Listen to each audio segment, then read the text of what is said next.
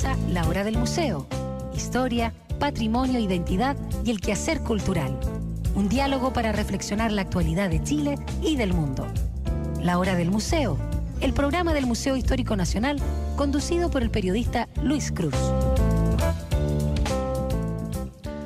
Muy buenos días, esto es La Hora del Museo. Nos estás escuchando a través de nuestra señal 94.5 FM, 124 en AM y también a través del streaming www.radiousach.cl. Como cada mañana, los quiero invitar a que visiten la web del Museo Histórico Nacional, www.museohistoriconacional.cl, y que allí revisen la agenda de actividades que hemos preparado para ustedes. Hoy vamos a conversar acerca de la ciencia y su historia con el destacado investigador Gabriel León, quien viene a presentar el segundo volumen de su exitoso bestseller de divulgación científica, La Ciencia Pop. Desde ya les anuncio que tenemos concurso. Vamos a estar regalando una copia de La Ciencia Pop 2. Y si quieres ganar el libro, debes escribirnos a radio@usach.cl y contarnos por qué deberíamos regalar a ti esta copia de La Ciencia Pop 2. Como es un ritual, de cada mañana nos vamos a ir a escuchar la primera canción. Hoy vamos a estar revisando el disco de una banda francesa, de un dúo francés que se llama Air, y esto es Surfing on a Rocket.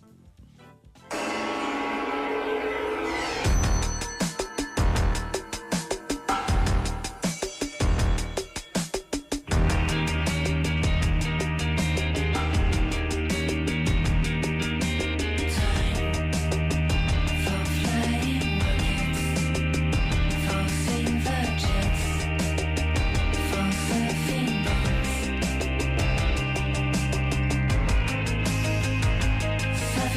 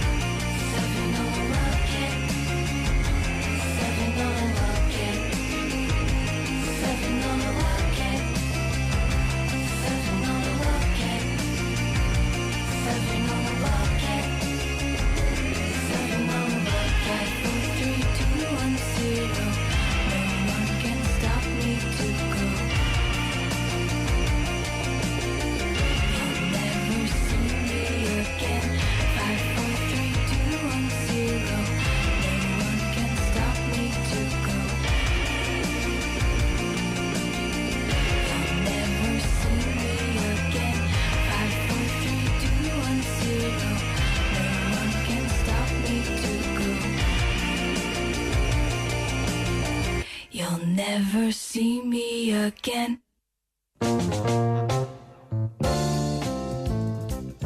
Ya estamos de vuelta en la hora del museo y hoy nos acompaña el científico Gabriel León, quien es el autor de La Ciencia Pop y hoy está presentando acá en la hora del museo el segundo volumen de este libro que ha sido muy exitoso. Es un libro que desde ya los invito a leer, lo pueden comprar, lo pueden adquirir en la biblioteca.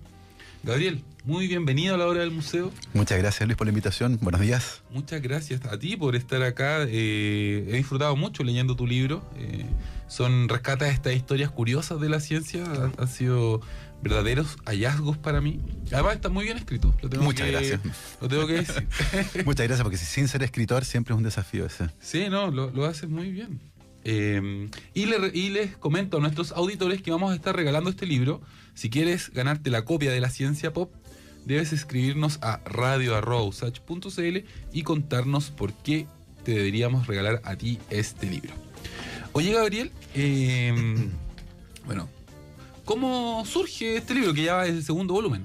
¿Cómo surge este proyecto? Es muy divertido porque esta serie de libros está basado en historias que yo fui acumulando durante mi formación académica.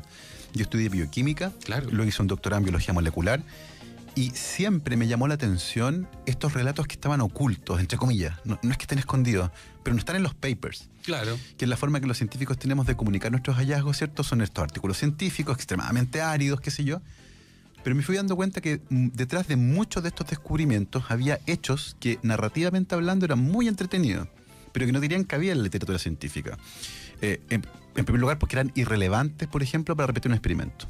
Uno no necesita saber si el primer autor de un estudio científico tuvo una infancia traumática, claro, para entender su trabajo. Pero me parecía interesante porque de alguna forma le devolvían este carácter de humanizaban a la ciencia. Dejaba de ser la ciencia esta cosa árida, como hecha por robots, y tú ves que detrás de eso había un científico carne y hueso que tenía una vida que también era interesante. Y estas historias, que me parecían muy curiosas, estaban guardadas en distintos cajones de mi cabeza. Y yo creo que todo esto, y es muy divertido como ocurren las cosas en la vida, todo esto parte con un accidente. ¿Con un accidente? A mí me encanta el fútbol. Y el año 2011 estaba jugando fútbol con los estudiantes del laboratorio y al finalizar el partido, en la última jugada del partido, en un movimiento mal hecho, me corto el tendón de Aquiles. Oh. Fue una lesión dolorosa, qué sé yo, y además fue muy frustrante, porque estaba terminando mi primer proyecto Fondesit como investigador principal. Estábamos sacando el primer paper del laboratorio. Era un momento muy malo para que me ocurriera esto. Y yo siempre digo que si hubiera podido evitar el accidente, aparece un genio, por ejemplo, y me dice, te concedo un deseo, yo le he dicho, sabes que no quiero que me pase esto. Pero hoy en día yo creo que ese evento es uno de los más importantes en mi vida. Porque yo con ese accidente, me tuvieron que operar, qué sé yo, y estuve 2 meses con licencia. Con mucho tiempo. Con mucho tiempo libre. Y rescaté un hobby que yo tenía de chico, que era escribir. A mí me encantaba escribir de chico. Yo escribía mucha ficción. Escribía cuentos y cosas así. Entonces, decidí patudamente, con licencia médica por 2 meses, escribir una novela policial. Ya, así mira. Como, voy a escribir una novela. Y evidentemente no es como levantarse y decir, voy a escribir una novela, porque requiere un trabajo previo bien profundo que yo no sabía, porque yo insisto, no soy escritor.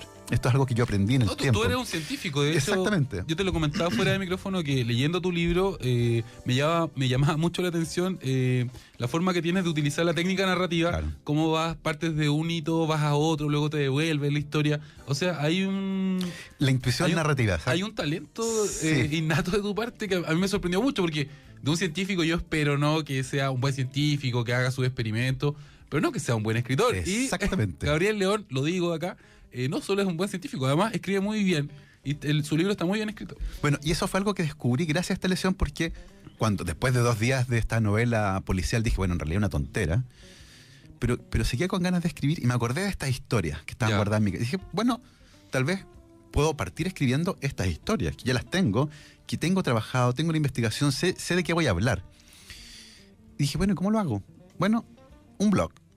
Hagamos un blog, abrí un blog que se llama El Efecto Rayleigh y empecé a escribir estas historias que yo encontraba interesantes, con la esperanza de que más gente las encontrara interesantes. Y las empecé a compartir vía Facebook, vía Twitter, redes sociales. Yo en esa época no tenía muchos seguidores, así que las leían, no sé, 100 personas, 200 personas. Y lentamente fueron aumentando el número de lectores y pasó otra cosa más. Me di cuenta que si escribía de contingencia, esas historias eran aún más interesantes. Ya. En el fondo, se escribía de cosas que las personas tenían ansias de leer, funcionaban aún mejor. Entonces, si había una noticia interesante de ciencia, que tenía una bajada interesante, que no fuera directamente científica, eso es lo otro, que tuviera un relato, como insisto, que humanizara la ciencia, por así decirlo, resultaba muy bien. Y funcionó esa fórmula. El blog llegó a tener 100.000 visitas al año. 100.000. 100.000, Wow. sin ningún tipo de promoción, sin nada. Y un día, el 2015, me aparece en Facebook un mensaje de alguien que me dice: oye, Gabriel, soy editor, vi tu blog, me encantó, no paré de leer hasta las 3 de la mañana, juntémonos a conversar sobre un proyecto editorial. Y dije, bueno, esto debe ser broma, a lo mejor este gallo vio que éramos compatibles, que era mi riñón, no sé. Llegué al café y resulta que ahí me junté con Gonzalo Eltech. Con Gonzalo Eltech, uno de los grandes editores jóvenes. Gran novelista, muy premiado, yo no lo conocía. De hecho pasó algo súper divertido, me dijo: yo trabajo en Penguin Random House. Yo con el celular ahí googleando qué diablo era. Y bueno, una tremenda editorial. Dije, bueno, la más grande del mundo. Exactamente, dije, bueno, esto va en serio. Y firmamos contrato al mes siguiente y en un año el primer libro estaba publicado. Y eran relatos muy similares a los del blog.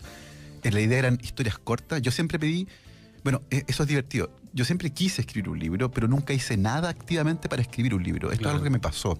Esto tiene mucho de fortuna, bueno, partiendo por la lesión. Entonces yo soy muy agradecido de este conjunto de azares que me han pasado, ¿cierto? Este conjunto de accidentes que han ocurrido, que finalmente terminaron con este primer libro publicado. Historias cortas. Yo pedí que fuera un libro barato, por lo tanto tenía una restricción en cuanto al número de páginas que tenía que tener. Claro. Me interesaba que fuera un libro muy popular, de ahí viene el nombre Ciencia Pop.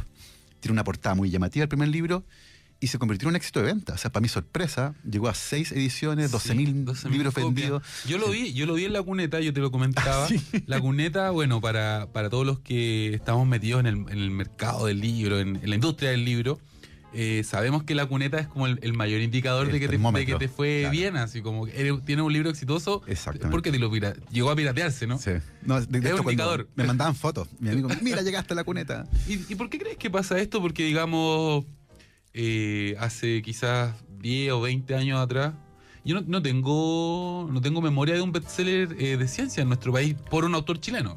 Digamos, Stephen Hopkins en algún momento vendió con su libro La historia del tiempo o el universo de la cáscara de nuez, claro. Claro, pero que un autor chileno logre hacer un libro que se venda mucho, que sea muy famoso, hablando de ciencia, me parece que es algo inédito en nuestro país. Yo creo que es una conjunción de varias cosas. Por un lado, que la industria literaria se dio cuenta que la ciencia era efectivamente un buen producto. Y por otro lado, como comentabas tú al principio, hay ciertos talentos naturales que están ahí en la comunidad. Y puedo mencionar, por ejemplo, a José Massa, a Andrés Gomberov, a la María Teresa Ruiz, que también tienen esta intuición narrativa, que son capaces de contar relatos muy entretenidos desde sus disciplinas científicas. Entonces se sumaron estas dos cosas. José Massa, su primer libro, vendió 30.000 copias. Fue un tremendo suceso. Entonces me da la impresión de que fue esta conjunción de estos dos factores, principalmente, probablemente hay otros, pero estos dos contribuyen de gran manera a explicar el éxito de estos libros, que han salido de la esfera académica, se han conectado con la ciudadanía a través de un lenguaje cercano, simplificando la historia sin perder su sentido. Es decir, acá la narrativa no dobla los hechos. Claro. Los hechos son los que mandan, pero están sentados sobre una estructura narrativa que es interesante y que en todos estos casos, a mi entender, porque hasta donde yo sé, ninguno de los que mencioné han tomado cursos de literatura, por ejemplo, sino que es una intuición narrativa que nace probablemente de la experiencia personal. Y funcionaron muy bien, lo que ha funcionado también como retroalimentador para la industria, que ha dicho, bueno, acá hay algo interesante, aquí hay un fenómeno, sigamos publicando este tipo de libros. Así que yo feliz con eso también. Se abren los espacios. Exactamente. Se abren los públicos también, las personas te preguntan, oye, ¿cuándo el segundo? ¿Cuándo el segundo? Exactamente. O si me recomiendas otro libro. Funciona así. Y tú, todavía no quiero entrar al libro. Dale. Te quiero preguntar, ¿qué literatura te gusta a ti? ¿Qué libros lees tú? Soy un lector compulsivo que me da por etapas. Entonces, cuando era más chico, por ejemplo, me dio por leer a Isaac Asimov. Ya. Que Asimov tiene en gran medida la culpa de que haya estudiado bioquímica. Lo descubrí bastante joven. Asimov era químico, tenía un doctorado en bioquímica y escribía ciencia ficción centrada en la ciencia, pero además con un componente psicológico bien interesante. Sus relatos muchas veces tenían más que ver con la psiquis humana que con la ciencia ficción. Claro. Y recuerdo varios relatos cortos que tenían que ver con eso, con los humanos y sus emociones reaccionando a una máquina, por ejemplo. Pero el centro seguían siendo los seres humanos, más que la ciencia ficción. Era muy interesante eso. Después me dio por José Saramago, por ejemplo. Ya. Leí compulsivamente a Saramago, leí unos 5 o 6 libros de Saramago. Y Saramago es absorbente, porque tiene esta forma de escribir donde no usa puntos. Claro. Usa comas para separar las frases. uno sabe que está hablando el otro interlocutor porque parte con una mayúscula. Son libros densos, uno los mira, no hay espacio, entonces son como agobiantes. Pero son sumamente entretenidos. Y también se mete en la ficción, o sea, un país donde la gente deja de morir, por ejemplo, que es mi libro favorito, Saramago, que es Las intermitencias de la muerte. Claro, es ciencia ficción, pero finalmente es el hecho que marca, pero narrativamente hablando después se mete con las emociones humanas. ¿Cómo los seres humanos reaccionarían a este supuesto escenario ficticio? Lo mismo hacen ensayos sobre la ceguera. Exactamente, ensayos sobre la ceguera es lo mismo. O todos los nombres, o el hombre duplicado. Entonces parte de un hecho ficticio potente, pero el desarrollo posterior es todo humano. Todo tiene que ver con las emociones. Yo creo que de ahí nace mucho también de esto. Otro tiempo me por Murakami. Por Murakami. Claro, y que otro tipo de literatura también. Y me dio mucho con eso. Y también tiene que ver, yo creo, con las etapas de la vida. Murakami lo empecé a leer cuando me divorcié, por ejemplo. Entonces, es una literatura un poco más oscura. El Tokyo Blues es un libro muy oscuro. Blues, sí. Y lo leí justo después de divorciado. Entonces, como que de cierta forma alimentan. Es algo parecido a la música. Yo soy de los que cuando está triste, escucha música triste. Que exacerba las emociones. Soy un tipo que está muy conectado con las emociones. Si estoy contento, escucho música muy alegre. Entonces, te alejan mucho de la caricatura del científico que uno tiene, ¿no? O sea, es que yo creo que ahí hay otro elemento que es súper importante y contra el cual yo lucho permanentemente. Históricamente y a nivel mundial, ojo, esto no es en Chile, el estereotipo del científico está muy mal puesto. Si tú en Europa haces una encuesta y preguntas cuál es el científico más famoso, claramente gana Einstein. Sí, claro. Y ojo que gana el Einstein no joven, gana el Einstein viejo. Claro. El señor anciano, de pelo cano parado, extravagante, que además hablaba cosas muy difíciles. Es el estereotipo del científico. Excepto en Polonia. En Polonia gana Marie Curie. ¿Ah, sí? Y en segundo lugar Copérnico. Einstein recién aparece tercero. O sea, hay una gran valoración del científico local. Claro. Bueno, o está Stephen Hawking también, que uno lo ve en una silla de ruedas, un hombre que se comunica a través de una máquina. Y que trabaja en agujeros negros, que es una cosa extremadamente compleja. Entonces, finalmente, y culturalmente hay ejemplos más nuevos. Sheldon Cooper, el físico teórico de Big Bang Theory, claro, de gallo pálido, socialmente torpe, extravagante. Entonces, chuta, pero los científicos no somos así. ¿Hay algunos así? Por supuesto que sí. Así lo hay. Por supuesto. También hay abogados así, periodistas así, claro, editores, pintores, dentistas, escritores, poetas. Entonces, el espectro completo está representado en cada profesión. Claro. Los científicos no somos extraños. Y yo veo un problema ahí. ¿Por qué? Porque si el científico es extraño, la ciencia también va a ser extraña. No hay ningún niño que quiera ser extraño. No hay nadie que quiera ser socialmente torpe. Entonces se produce esta especie de etiquetado. Yo conozco un montón de científicos y la gran mayoría no son así. Son gente común y corriente, juegan a la pelota, hacen asado, buscan a los cabros chicos en el colegio. Bueno, tú mismo contaste que la ciencia pop nace a partir de una lesión jugando fútbol. Exacto, y me encanta el fútbol, ¿cachai? No es un pasatiempo que yo encuentre mundano. Claro. Me fascina el fútbol. Y conozco un montón de científicos que aman el fútbol. Y cuando juega su equipo se ponen la camiseta y gritan desaforados como cualquier hincha. Seres humanos perfectamente normales. Y yo encuentro que el estereotipo le hace muy mal a la ciencia. Los científicos somos personas comunes y corrientes con trabajos que a lo mejor no son muy comunes y corrientes, pero eso es todo. Gabriel, ya que estamos hablando de esta humanización de la ciencia y que los científicos no son estos máquinas, ¿no? Estos seres humanoides o robots. Androides como los de... Como los de Blade Runner. Que exactamente, o el de Alien, que al final era malo. Sí. Claro, verdad, es un gran personaje. Es un gran personaje. Te quería preguntar, te quería hacer una pregunta que quizás es un poco obvia, pero que de ser tan obvia a veces se nos olvida, digamos a quienes no somos científicos. Y quisiera que tú nos dijeras qué es la ciencia o de qué hablamos cuando hablamos de ciencia. Yo creo que esa pregunta se hace muy poco. Y no encuentro para nada que sea obvio porque, de hecho, esa es una de las grandes confusiones sociales con respecto al valor de la ciencia y que genera un montón de problemas. ¿Por qué? Porque de alguna forma la ciudadanía espera que la ciencia sea la verdad. Claro. Que la ciencia ilumine con la verdad. Y la ciencia no es eso. Y es importante aclararlo porque es muy fácil que alguien se desilusione cuando ocurren cosas como, por ejemplo, las que pasan con el huevo, que es uno de los ejemplos más clásicos. Hace 80 años atrás el huevo era un tremendo alimento. Tenía proteínas, tenía grasas buenas, qué sé yo, aportaba calorías, era muy nutritivo, qué sé yo. Esto avalado por la ciencia. Exactamente. Y 50 años después resultó que no, pues, que el huevo era altísimo en colesterol y que era peligroso y qué sé yo. Y 10 años después de nuevo, que en realidad no era así. Que hay colesterol bueno, colesterol malo. Exactamente. Y tú decís, bueno, los científicos no tienen idea de lo que están haciendo entonces. Porque si dijeron la verdad al principio, después se contradicen, después cambian. Y ese es el problema. La ciencia no es la búsqueda de la verdad. Lo que hacemos los científicos y lo que hace la ciencia es tratar de comprender un poco mejor a la naturaleza. Y cuando digo naturaleza, me refiero a toda la naturaleza, a las sociedades y a los seres humanos, porque hay investigación también en humanidades. Claro. Sociólogos y psicólogos que estudian, y su pregunta nace a partir de ahí. Pero son las preguntas que nos hacemos de los humanos, de las sociedades, de las placas tectónicas, de los átomos, de las células, ¿cachai? Entonces, tiene que ver con la ciencia, y como decía mi gran referente Carl Sagan, la ciencia es una forma de pensar, es una forma de tratar de entender un poco mejor este mundo donde estamos viviendo y usar la curiosidad para hacerle las preguntas correspondientes. Y muchas veces la respuesta a la que llegamos tiene barras de error. No tenemos certezas absolutas sobre nada. Hay cosas sobre las que estamos bastante seguros. Por ejemplo, podemos calcular con una gran precisión que el próximo eclipse de sol va a ocurrir el próximo año en Coquimbo, Claro. que va a ser en julio del 2019. Y está súper claro al punto que ya se agotó el alojamiento. A ese nivel. Y sabemos a qué hora comienza. O sea, muy bien. Pero tenemos certezas no tan grandes con respecto a un montón de otras cosas, ¿ya? Entonces es muy importante que como sociedad comprendamos eso. Porque si tú crees que la ciencia es la verdad y que te va a dar respuestas absolutas, es muy fácil que te desilusiones y busques respuestas alternativas y absolutas en otra parte. Claro. Y eso es un gran peligro. Entonces, es muy importante aclarar que eso es la ciencia. Es una forma de pensar. Es una forma de usar la curiosidad para tratar de entender el mundo, pero con una fina comprensión de las limitaciones del cerebro humano. Hay que ser muy inteligente para ser científico. No, y eso es otra cosa que yo me refiero fuertemente, particularmente en mis charlas para los niños, y que tiene que ver de nuevo con el estereotipo, porque si Einstein era el científico ícono y sabemos que era un tipo extremadamente inteligente, genera esta sensación de que si tú no eres inteligente a ese nivel, no puedes ser científico. No. Si tú me preguntas a mí cuál es la característica más relevante de un científico, es su curiosidad. Esta cosa es, oye, qué raro esto, qué curioso, qué entretenido, qué curioso. De hecho, Isaac Asimov decía, probablemente la palabra más excitante para escuchar en ciencia no es eureka, ¿cierto? No este señor pensando 2 días en una roca hasta que se le ocurra algo brillante. Claro. Y sale corriendo desnudo. Exacto, y sale corriendo desnudo. No, la palabra más interesante es, qué raro.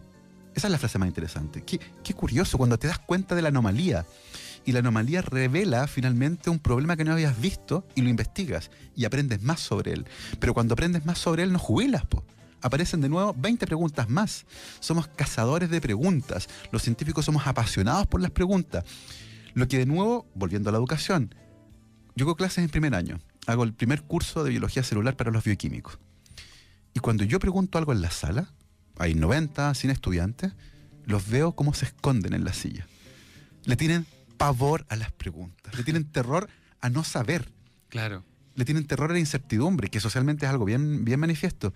Y tú dices, oye, no tengan miedo. Y me cuesta 5 o 6 clases, pero yo les pregunto algo y me dicen, cuando finalmente logro que me miren, porque esconden la mirada, qué sé yo, cuando finalmente logro que me miren y que sepan que le estoy preguntando a ellos, me dicen, es que no sé.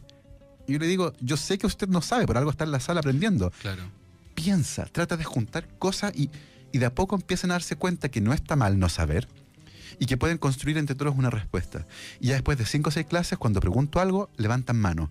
Porque saben que yo no quiero la respuesta correcta, quiero que construyamos algo con la evidencia que yo estoy que aportando. se inicie este proceso de aprendizaje en conjunto. Exactamente, que es guiarlos. Claro. Yo no quiero el destino. Es bastante socrático, ¿no? Eso es, Sí, eso es Sócrates, bueno, eso es y mayéutica. Pero es formar, ¿cachai? Es como, porque algo pasa, los niños son curiosos. Los cabros chicos de 5 o Sí, 6 eso es una cualidad innata del ser humano. Ya, y en algún momento se apaga durante el colegio. Claro. Y eso tiene que ver con, y ojo que no hay que ser autoflagelante, esto no ocurre solo en Chile. Estuve en Perú el fin de semana y pasa exactamente lo mismo, y he conversado con gente de otros países y pasa exactamente lo mismo. El colegio tiene un componente evaluativo, ¿cierto? Las calificaciones que tienen que ver con el producto final, que es la respuesta. Y eventualmente tú puedes pasar el colegio con puros torpedos y Claro. sacarte puros 7, no vas a aprender nada. Entonces, ¿cómo evaluamos mejor a los estudiantes? Bueno, es complejo. Pero tiene este problema, que como premias más a las calificaciones, tú las valoras mucho, más que al conocimiento. Exacto. Entonces hay que recuperar eso y perderle el miedo a no saber. Entonces los cabros terminan el colegio y te tienen terror a las preguntas y le tienen terror a no saber, porque esperan que uno como profesor los va a evaluar, ¿cierto? Y espera que sepan. Claro. Pero hay un proceso sobre el cual tienen que aprender a pensar. Me hiciste pensar en la dopamina que estaba en tu libro, ¿no? Como esta idea de Exactamente. que es la como- retribución por Exactamente. aprobar el examen. Bueno, ahí viene. Es como ¿Cuál es mi premio? ¿Dónde está el incentivo? Y ahí está el problema. Los incentivos están muy mal puestos a veces. Entonces, eso hay que tratar de remediarlo. Porque ser científico no se trata de ser súper inteligente y tener todas las respuestas. Se trata de ser muy curioso y generar preguntas. Exacto. Gabriel, nos vamos a ir a escuchar la segunda canción de esta mañana. Les quiero recordar que estamos regalando el libro La Ciencia Pop 2 de Gabriel León. Y si quieres ganarte el libro, nos debes escribir a radio@usach.cl y contarnos por qué te deberíamos regalar el libro a ti. Seguimos escuchando Air.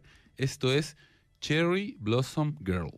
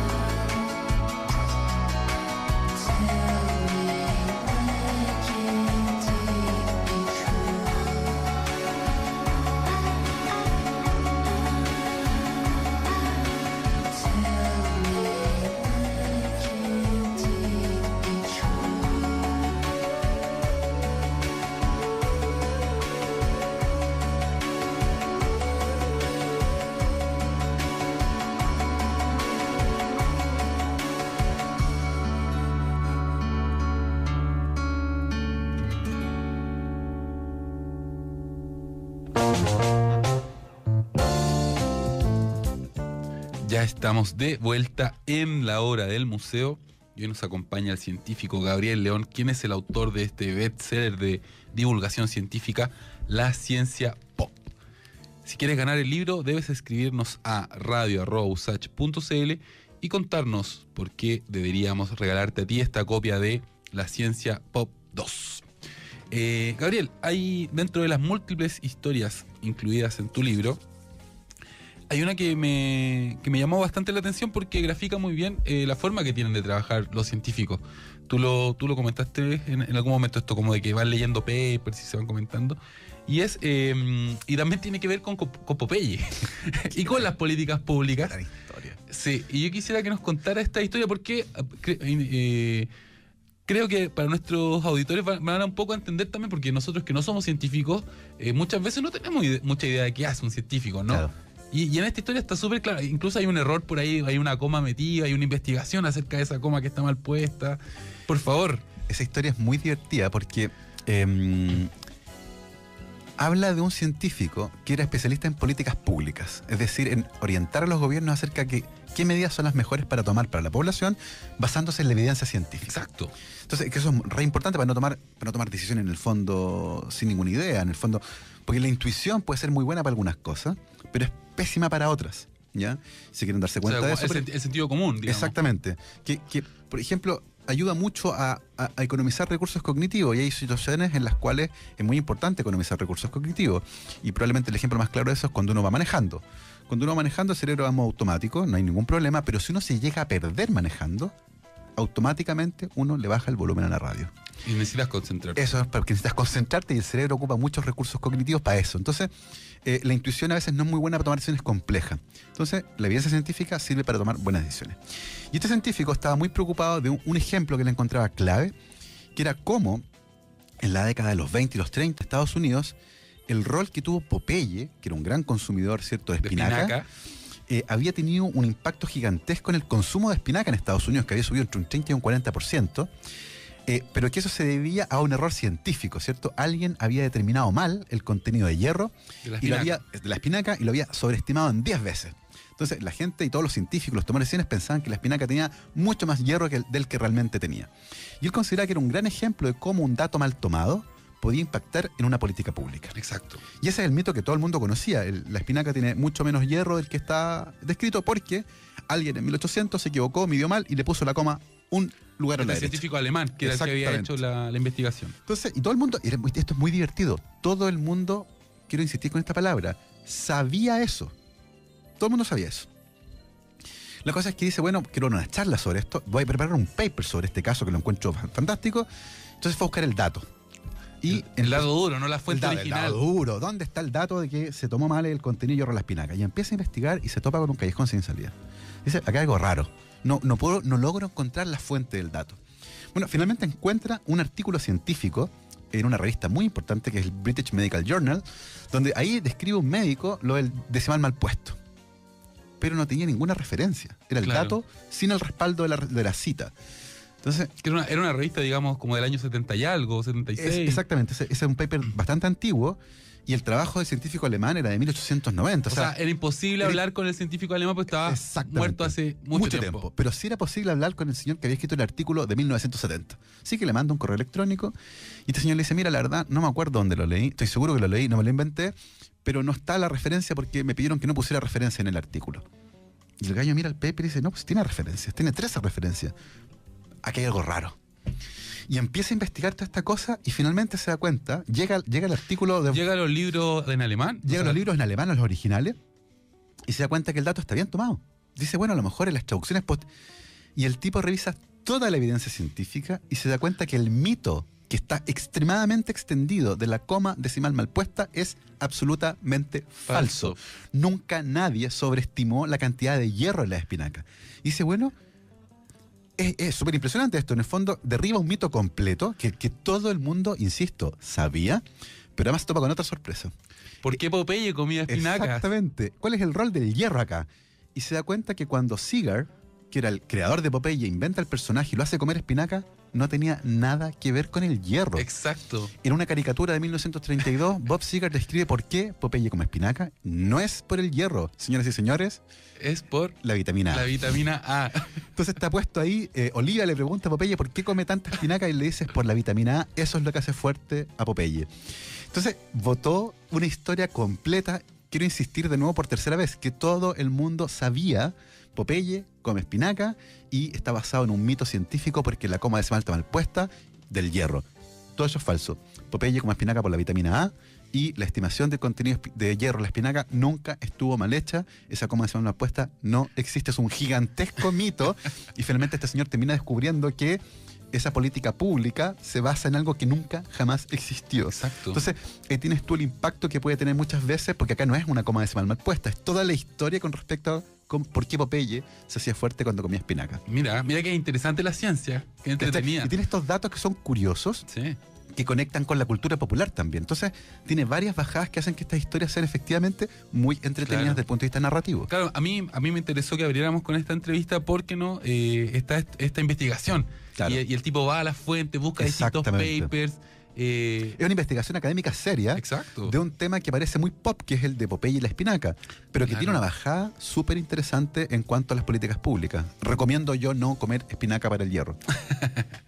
Hay otra de las historias que están incluidas en este libro que nos acerca a nuestro país. Y digamos, si Chile si hace algún aporte o alguna contribución a la ciencia, yo creo que a la astronomía, Sí, ¿no? claro. Porque acá están todos los grandes telescopios y hay una constelación de grandes científicos que se pasean por los laboratorios que hay acá, Sí. haciendo ciencia, observando el espacio. Tenemos mucha suerte, tenemos un laboratorio natural maravilloso. Yo cuando era estudiante, en Chile había un par de confocales, que son microscopios muy sofisticados. Y era muy frustrante no tener acceso a esos equipos. Los astrónomos chilenos tienen acceso a los mejores telescopios del mundo. Exacto. Y tú cuentas esta historia, la rescatas, pero es una historia que no es tan brillante, porque se llama Sí, pues. Ciencia Oscura. Y bueno, a mí me sorprendió también porque si uno hace la proyección a partir de lo que tú cuentas, existió la posibilidad de que algún científico chileno se ganara el Nobel. Y eso quedó ahí como... O sea, se deja entrever, Sí, ¿no? Que sí. pudo haber sido... O sea, podrían haber formado parte del equipo que ganó el Nobel finalmente. Cuéntanos esta historia que es tan... Es una historia que es fascinante. Interesante por múltiples razones. Es una historia fascinante que tuve la suerte de conocer la primera fuente, pues esta historia está basada en una entrevista que yo le hice a Mario Muy hace un par de años atrás. En mi laboratorio lo entrevisté. Lo entrevisté justo antes de que asumiera la presidencia de CONICET. Y él cuenta este hallazgo maravilloso que tiene que ver con qué diablos pasa con el universo. Sabemos que partió con una gran explosión en Big Bang, ¿cierto? Pero hace mucho tiempo atrás se pensaba que si partió con esta explosión y dejó de haber un aporte energético ahí, ¿cierto? Se estaba deteniendo. Exactamente, y en un universo compuesto por materia con atracción gravitacional debería ir frenando. Pero nadie sabía qué tan rápido iba frenando. Y eso era importante porque de eso podría depender cuál era el destino final del universo. Si se proyectaba esas cifras de velocidad de frenado, eventualmente podía llegar a un punto en el que colapsara la aceleración y finalmente colapsara hacia adentro, o sea, se comenzara a retroceder, el famoso Big Crunch. Claro. O que eventualmente llegara a un estado estacionario, ¿ya? Pero nadie sabía con certeza qué estaba pasando en el borde del universo y nadie sabía tampoco cómo hacerlo. No había una forma de medir distancias en el universo. Y es ahí donde aparece este proyecto que es precioso, que se llama Alcalán Tololo, Claro. donde participaron dos de los más grandes astrónomos chilenos, Mario Amuy y José Massa. Es un proyecto en el que Mario Amuy propone medir grandes distancias en el universo. Ahí tú cuentas que ocurre un fenómeno inédito en la historia de la observación del espacio y que hay una supernova. Bueno, y esa parte también es entretenida porque así como yo me corté el tendón de Aquiles y aparece un libro con un aporte chiquitito, a Mario Amuy le pasó algo también muy curioso. Mario Amuy un verano se fue a trabajar al Tololo Exacto. y se fue a aprender a usar el telescopio más grande que había en el hemisferio sur, que era el de 4 metros del Tololo. Y esa era su misión. Y partió al Tololo y paró en Tongoy un fin de semana a quedarse con sus amigos, a carretear, qué sé yo, y de ahí se iba a trabajar todo el verano. Y estando carreteando en Tongoy, despierta un domingo en la mañana y un amigo llega con el Mercurio y le dice, Mario, mira, le dice. Y en la primera plana del Mercurio aparecía un astrónomo, Ian Shelton, que acababa de descubrir una supernova gigantesca, la primera supernova en 400 años, Claro. la 1987. Y eso fue evidentemente en 1987. Y eso cambia, ese evento que es fortuito, cambia el trabajo de Mario Amuy, porque de pasar a usar el telescopio más grande del Tololo, lo pusieron a usar el más pequeño. O sea, él dice, quiero estudiar la supernova y el científico jefe le dice que no porque no se necesita un telescopio tan grande Exactamente. para estudiar un objeto tan Tan luminoso. Entonces se va a derretir el de 4 metros. Bueno, trabaja con el más chiquitito y estudiate la supernova. Entonces, en vez de aprender a usar el telescopio de 4 metros, que no tenía sentido usarlo con la supernova, ¿sabes qué? Aprovechemos esto y estudiate esto que pasó en el cielo, que es un evento fortuito, pero para eso, de verdad, no necesitáis este telescopio tan potente. O sea, es como ir a comprar pan en un Ferrari, po. Claro. úsate el telescopio más chiquitito. Entonces Mario Muy nunca aprendió, en ese momento al menos, a usar el telescopio grande, pero sí estudió la 1A, esta supernova 1A de la 1987A, la estudió al revés del derecho. Y eso marcó su carrera porque se interesó mucho en este tipo de supernova y se dio cuenta que eventualmente la luminosidad de esta estrella, haciendo los ajustes matemáticos correspondientes, se podía utilizar para medir grandes distancias en el universo. Claro, era una unidad de medida. Exactamente. Y se le ocurre esto, oye, ¿sabes qué? Pero necesitamos más supernovas, pues con una no sacamos nada. Y propone este proyecto de ir a cazar supernovas. No hemos explicado lo que son las supernovas, que es cuando explota esta estrella. Una estrella que hacia el final de su vida, una estrella que tiene cierta masa, y cuando llega al final de su vida, en vez de extinguirse así como de manera suavecita, se muere con una explosión escandalosa, que es la supernova, que tiene una emisión fuertísima, durante un tiempo se convierte en el objeto más brillante de la galaxia donde está, para luego lentamente desaparecer. Entonces son objetos que aparecen violentamente muy brillantes y luego su intensidad lumínica comienza lentamente a desaparecer. Entonces necesitaban supernovas lejanas, que no tenían un catastro. Entonces la idea era la siguiente: se ponen a sacarle fotos al cielo con un telescopio que tenía un gran campo. Digamos que estaba en Tololo, en la sexta región. La cuarta región es el interior, ¿cierto? De la serie en el interior. Sacan fotos a grandes porciones del cielo, las revelaban en placas de vidrio. En una época, 1980, no había internet. Entonces tenían que dejar estas plaquitas de vidrio en auto desde el Tololo a La Serena. Claro. De las mandaban en bus a Santiago. Que era, Mario siempre dice, la banda ancha en nuestra época era el bus. Llegaban acá a Santiago y bajaban del Calán, que está ahí en Las Condes, bajaban en auto a buscarla, se las llevaban al Calán y ahí sometían a los investigadores del Calán a una tortura que se llama Blink Comparator, que es un equipo que tiene 2 oculares. Tú pones un ojo en cada uno. Y en un ojo ponen la foto nueva que acaban de tomar en el Tololo, y en el otro ojo una foto antigua de la misma zona del cielo. Y lo que hay que hacer Puede ahí hacer algún cambio. Buscar una estrella de diferencia, que es una pesadilla, porque imagínate mirar una imagen con 2 ojos, claro, una imagen distinta en cada ojo, y buscar la estrella diferente.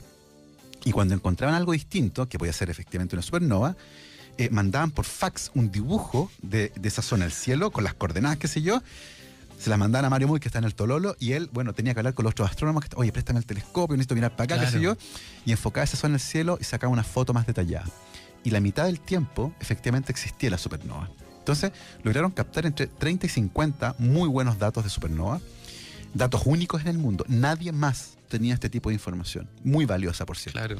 Y en Harvard se enteran que en Chile estaban trabajando en esto. Que hay datos. Que hay datos concretos, y Mario Muy, que todavía no sacaba el doctorado, es invitado. Eso es lo otro, claro. Era un astrónomo joven, en plena formación, y lo invitan en ese estatus a dar una charla a Harvard. El mejor astrónomo del mundo, más famoso en esa época, que era Robert Kirchner, lo invita a dar una charla a Harvard, que es una cosa impresionante, que te inviten a dar una charla a Harvard.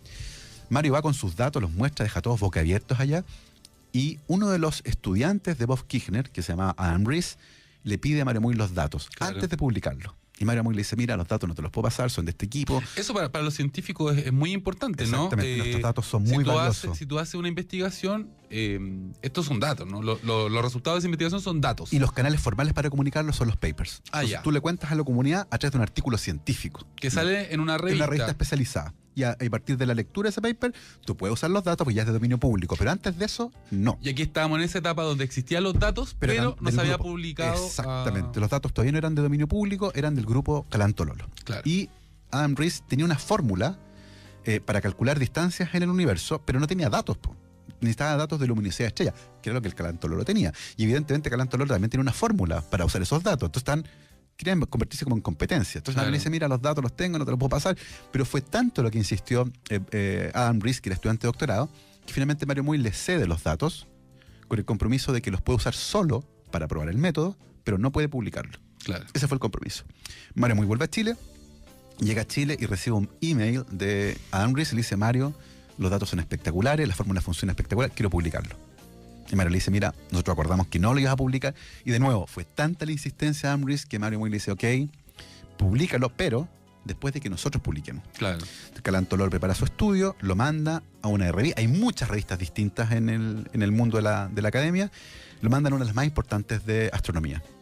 Y cuando envían el paper a publicación, y este es un proceso complejo porque ahí va a revisión por pares, o sea, otros científicos del área, exactamente, tienen que revisar este trabajo y su mérito, y que los datos estén bien tomados y todo, y es un proceso que es largo. Pero el proceso depende de cada revista. Hay revistas que tienen procesos editoriales que son más cortos. Bueno, Cuando envían el paper a la revista, es decir, antes de que comience el proceso formalmente, Mario le avisa a Adam que ya puede mandar su paper, pensando que le iba a mandar una revista similar, pero el grupo de Bob Kirchner y Adam Riess decide mandar el paper a una revista un poquito más pequeñita, que tenía un proceso editorial mucho más rápido. Más rápido. Y eso quería decir que el paper de Harvard iba a salir antes que el paper de Chile con los mismos datos. Mira Y mira que vivo los gringos. Bueno, ¿no? Adam Riess insiste en que en esa época él no sabía cómo funcionaba el proceso editorial, pero su jefe, Bob Kirchner, era un gran astrónomo, era una persona que sabía perfectamente bien lo que estaba haciendo. Exacto. O sea, aquí no como dicen, no nos pisemos la capa entre superhéroes. Exactamente, sabía perfectamente de qué estaba hablando. Entonces, Mario se entera de esto y sus gestiones con el editor de la revista permiten que los papers salgan al mismo tiempo. Pero finalmente hay algo ahí de algo feo que se hizo. Y no solo eso, más tarde Mario Muy y el proyecto completo se entera que Bob Kirchner y Adam Riess publican otro artículo científico usando esos datos Y no lo y citan. ni siquiera los citan, ni siquiera les agradecen. Lo que es un signo de que muy mal hecho. O sea, eso no se hace. Claro. ¿Ya? Es una deslealtad gigantesca. Y eso genera en el equipo una desazón muy fuerte. Y finalmente, en esa época O sea, Mario, digamos también que una sociedad científica como la chilena, somos un país tan lejos, pequeñito, exactamente. contra Estados Unidos, Sí, Harvard, profesores. La verdad es que los pasaron a llevar. Claro. Esa es la verdad. Y cuando ellos vieron que este método era muy bueno para medir distancias en el universo, decidieron embarcarse en un proyecto aún más grande. Medir distancias muy lejos usando este método para determinar qué estaba pasando en el borde. Si iba frenando efectivamente el universo, qué tan rápido iba frenando. Claro. Esa era la pregunta finalmente. Pero debido a estos problemas que tuvieron, finalmente Mario Muy, el proyecto Galán Tololo completo casi se sale de acá, un par de personas participan en uno de los dos equipos. Mario aprovecha esa época para ir a hacer su doctorado a la Universidad de Arizona, que lo había postergado por el proyecto. Y finalmente de estos dos equipos, uno en Harvard y otro en Stanford, emerge la evidencia científica en 1998 que prueba que el universo no está frenando. Se Está yendo cada vez más rápido. Lo que es muy extraño porque para que acelere tiene que haber un input de energía. Y ahí nace la famosa energía oscura, que tiene este nombre tan sexy, energía oscura, que no tenemos idea qué diablos es. ¿Y materia oscura también? Y hay materia oscura. Resulta que el universo visible es un 4% de lo que está de afuera. Entonces, cambió completamente nuestra percepción del universo. ¿Ya? En el discurso entrega... Bueno, y finalmente... Esto fue el 98. Es un descubrimiento de esos que cambian la historia de cómo... Remeció las bases de la cosmología. Bueno, toda esta historia desde el principio, ¿no? Porque parte con esta historia de Hubble mirando... Exactamente. Que la Vía Láctea no era todo el universo conocido. En 1920 se pensaba que nuestra galaxia era el universo entero. Claro. Bueno, así como... Siempre hemos ido de menos a más, ¿no? Claro, o sea, es muy y la Tierra era el centro del universo al principio, y somos cada vez más insignificantes. Pero en esta historia parte en esa parte, ¿no? Donde dicen, no, la Vía Láctea es todo lo que... todo el universo. Exactamente. Todo lo que podemos ver está dentro de esta galaxia. Claro. Y resulta que no, po. Edwin Hubble demuestra que el universo era gigantesco. Claro. Y que era una de miles de millones de galaxias. Dejamos de ser especiales de nuevo en la historia, como tantas veces. Bueno, y este gran descubrimiento remeció las bases de la cosmología. El universo va acelerando cada vez más rápido. Va acelerando, de hecho. Se está expandiendo cada vez más rápido. Aparece la energía oscura, aparece la materia oscura. Y finalmente estos dos equipos ganan el año 2011, sus tres líderes, entre ellos Adam Riess, que fue el que originalmente le pidió los datos. Es el malo de esta historia, el villano de esta historia. El antagonista, ¿cierto? Ganan el premio Nobel de Física por el descubrimiento de la expansión acelerada del universo. Se menciona el gran aporte, en la entrega del premio Nobel se menciona el gran aporte que tuvo el proyecto Galán Tololo, pero la forma en la que los eventos se desarrollaron ciertamente dejó en el equipo una gran desazón. Yo no sé si de haber continuado hubieran ganado el Nobel, no creo, personalmente no creo que solamente los líderes. Los premios Nobel se reparten muy mal, particularmente en trabajos que son cooperativos. Rara vez hay un aporte significativo de una persona. Ya. De hecho, yo creo que hay algo muy malo con los premios Nobel. Hay que reformarlos de alguna forma, no sé cómo. Pero ciertamente hubieran podido participar directamente esos equipos, y es la deslealtad y la forma en que se desarrolla la investigación la que hace que ellos finalmente se arresten. Pero hay un mérito gigantesco, porque en ese sentido la ciencia que se hizo acá fue esencial para mostrar el camino que había que seguir para llegar a este gran descubrimiento. Para entender cómo nuestro universo se está expandiendo. O sea, ya es como la teoría del todo. Exacto. No, pero además es una historia muy linda, porque cambió nuestra concepción del universo. Remeció las bases completas de la cosmología, como te decía. Cambió el enfoque de la comunidad científica, y es un proyecto muy lindo que nace en Chile y que tiene que ver, de nuevo, tú lo dijiste al principio, nuestro país tiene una gran ventaja comparativa. Tenemos uno de los cielos más limpios del mundo, con muy pocas noches con nubosidad al año en los lugares donde están los telescopios. Claro. Tenemos legislación que protege la luminosidad de las ciudades cercanas. La segunda, tercera y cuarta región de Chile tienen leyes especiales que tienen que ver con las luminarias en las calles. No se puede poner cualquier luminaria, no se pueden poner apuntando hacia arriba. Hay que proteger esos lugares. Y de aquí a 20 o 30 años más, nuestro país va a tener instalado el 70% de la capacidad de observación del universo. Mira. Y el 10% del tiempo de observación por ley es para nosotros. O sea, nuestros científicos tienen acceso a los mejores equipos del mundo, que es algo que no ocurre en todas las áreas. Yo te contaba los de los microscopios. Claro. Durante mucho tiempo hubo un déficit de microscopios confocales en Chile, que son tremendamente sofisticados. Eso ya no ocurre, pero hubo una época en que sí ocurría. Y todavía hay déficit de otros equipos en ciencias biomédicas, por ejemplo, pero en astronomía no. En astronomía no, en Los astronomía... mejores equipos del mundo están acá. O sea, por eso la Unión Europea, por eso Estados Unidos, todos ponen plata para levantarnos estos observatorios increíbles. Lamentablemente estamos condicionados por el tiempo, estamos llegando al fin de este episodio de la hora del museo. Hay muchas historias más, solo alcanzamos a ver 2 historias, creo. Son 18. Son 18. Yo creo que amerita que hagamos otro capítulo más adelante, Gabriel. Yo feliz, a mí me encanta la radio. Pues, así que... Sí, ya, pues yo te voy a invitar para que veamos otra historia, porque no vimos la de las vacunas, ponte tú, que me parece súper... Y contingente además. Contingente además para que la gente... Y hay 2 que me encantan, son mis favoritos del libro, que es la de una mujer. La mujer... La mujer testaruda. La mujer testaruda, sí, buena. Es una heroína, una historia que vale la pena conocer, es una gran investigadora. Y la del taxista. Sí, buena. Qué buenas de mis historias favoritas también, que me toca profundamente la fibra y el corazón, y que muestra de nuevo lo mal repartido que a veces están los méritos en ciencia, con esta gran historia de un bioquímico que queda fuera del Nobel. Entonces, Gabriel, yo te voy a invitar para que hagamos otro capítulo acerca de la ciencia pop. Yo creo feliz. que lo amerita. Hemos recibido hartos correos, vamos a nombrar al ganador de este libro. Vamos a regalarle el libro a María Rojas Trujillo, que dice que siempre están interesantes los temas. Buen día. Así que ella se lleva la copia de La Ciencia Pop 2. Perfecto. Y nos vamos con la última canción de esta mañana. Vamos a escuchar a Air, y esto es Universal Traveler.